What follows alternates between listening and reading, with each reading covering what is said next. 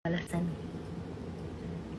Kalau jauh di sudut hati kita, kita mengharapkan balasan tu, kita istighfar cepat-cepat.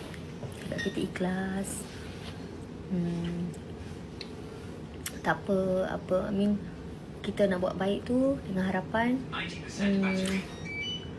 kita kekal macam tu, bukan atas pujian orang, bukan atas kehendak orang.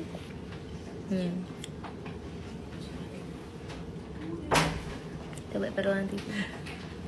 Apa lagi nak? Apa lagi yang korang nak tanya? Bajet kan?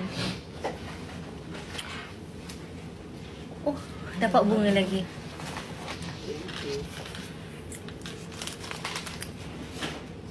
Sekejap boleh tak dia nak buat macam ni? Dia nak jawab call sekejap. Ni tolong ni. Ni tak